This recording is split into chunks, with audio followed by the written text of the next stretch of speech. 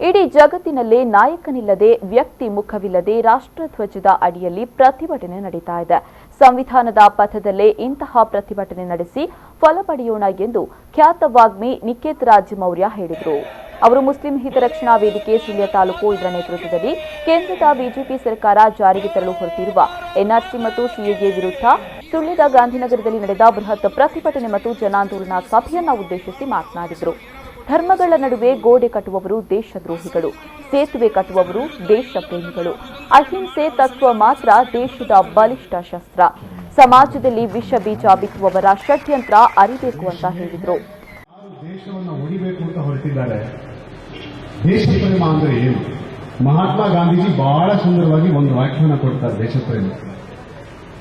ದೇಶ ಪ್ರೇಮ ಅಂದ್ರೆ ಅದು ಕ್ಷಣಿಕವಾದ ಆವೇಶದ ಕೂಗಾಟ ಅಲ್ಲ. ಅದೊಂದು ಸುದೀರ್ಘವಾದ ಜವಾಬ್ದಾರಿ ಮತ್ತು ಈ ದೇಶಕ್ಕೆ ನಾವು ಸಲ್ಲಿಸಬೇಕಾದಂತಹ ಕರ್ತವ್ಯಗಳ ಅರಿವು. ಇದುವೇ ದೇಶ ಪ್ರೇಮ ಅಂತ ಗಾಂಧೀಜಿ ಹೇಳ್ತಿದ್ರು. ಅದನ್ನು ನಾನು ಹಾಗೆ ಮುಂದುವರಿಸ್ತಾ ಹೇಳೋದೇನು ಅಂದ್ರೆ, ಇವತ್ತು ಯಾರು ಧರ್ಮಗಳ ನಡುವೆ ಗೋಡೆ ಕಟ್ತಾರೋ ಅವರು ನಿಜವಾಗಲೂ ದೇಶದ್ರೋಹಿಗಳು.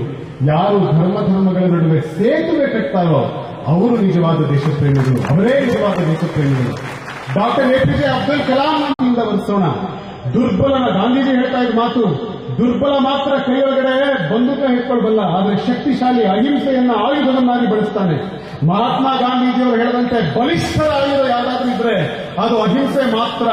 ಹೀಗಾಗಿ ಪೊಲೀಸರು ಅವತ್ತು ಗುಂಡು ಹೊಡೆದ್ರು ಕೂಡ ಇಡೀ ಕರ್ನಾಟಕ ಎಲ್ಲೂ ಕೂಡ ಗಲಾಟೆ ಮಾಡಲಿಲ್ಲ. ಕೈಯೊಳಗಡೆ ತಿರಂಗಾದ ಜೆಂಡಾ ಹಿಡ್ಕೊಂಡು ಹೇಳ್ತಾ ಇದ್ದಾರೆ, ಸಾರೇ ಜಹಾನ್ ಸೆ ಅಚ್ಚಾ ಹಿಂದೂಸ್ತಾನ್ ಹಮಾರಾ ಅಂತ ಹಾಡ್ತಾ.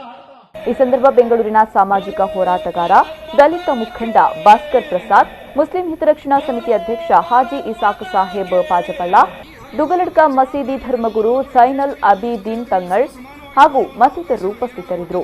ಇನ್ನು ಮುಸ್ಲಿಂ ಹಿತರಕ್ಷಣಾ ವೇದಿಕೆ ನೇತೃತ್ವದಲ್ಲಿ ನಡೆದ ಪ್ರತಿಭಟನೆಗೆ ಬೆಂಬಲವಾಗಿ ಸುಳ್ಯದ ನಗರ ಮತ್ತು ಗ್ರಾಮೀಣ ಪ್ರದೇಶದ ಎಲ್ಲಾ ಮುಸ್ಲಿಂ ವ್ಯಾಪಾರಸ್ಥರು ತಮ್ಮ ಅಂಗಡಿ ಮುಂಗಟ್ಟುಗಳನ್ನು ಬಂದ್ ಮಾಡಿದ್ರು. ಅಲ್ಲದೆ ಅಹಿತಕರ ಘಟನೆಗಳು ನಡೆಯದಂತೆ ಬಿಗಿ ಪೊಲೀಸ್ ಬಂದೋಬಸ್ತ್ ವ್ಯವಸ್ಥೆಯನ್ನ ಕೂಡ ಮಾಡಲಾಗಿತ್ತು. ಕೇರಳ ಸಂಪರ್ಕಿಸುವ ರಸ್ತೆಗಳಲ್ಲಿ ಪೊಲೀಸ್ ಚೆಕ್ ಪೋಸ್ಟ್ಗಳನ್ನು ಮಾಡಿ ವಾಹನ ತಪಾಸಣೆ ನಡೆಸಿದರು.